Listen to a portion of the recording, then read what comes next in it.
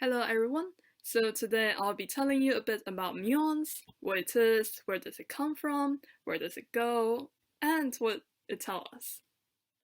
So the dry definition of a muon is that it is an elementary particle similar to the electron with an electric charge of -1 e and a spin of a half, but with a much greater mass.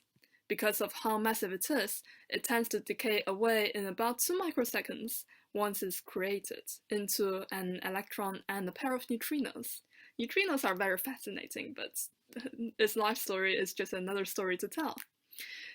However, back to muons aren't just an electron with an identity crisis. It is, as far as we know, its own particle.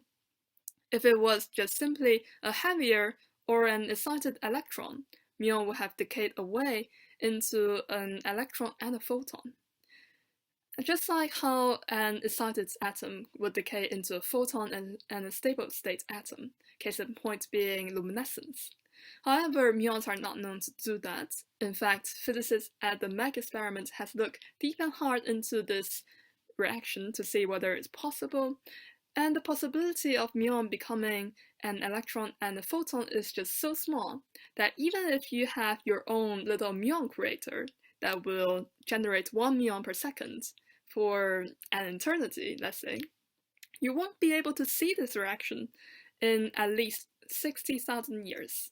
So, and to put that into perspective, modern humans have only populated Europe around 40,000 years ago, so even if we started that early, we wouldn't be able to see a thing.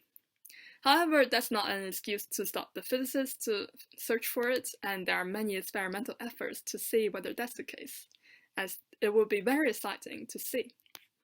Next up, let's see where the muons come from. On Earth, the most common source of muons is actually from above, i.e. from the cosmic rays. Those cosmic rays are creating a shower of muons that are kind of sprinkled on top of us. Most of them live just long enough to get to us. However, don't worry, they are very small and they are a little bit of a loner, so they don't interact with us very much and are perfectly harmless. They can also be generated in the Large Hadron Collider at CERN in Geneva, where heavier particles are created and decayed into muons. These heavier particles could be either a W or a Z boson, which are the benevolent dictators of the electroweak force, or it could even be a Higgs boson, the so-called, well, quote-unquote, God particle itself. But don't ever call it that in front of a physicist. We hate that expression. As you might know, the Higgs field is the field that gives everything its masses, and therefore, in theory, the Higgs boson should be able to decay into or couple to every massive particle.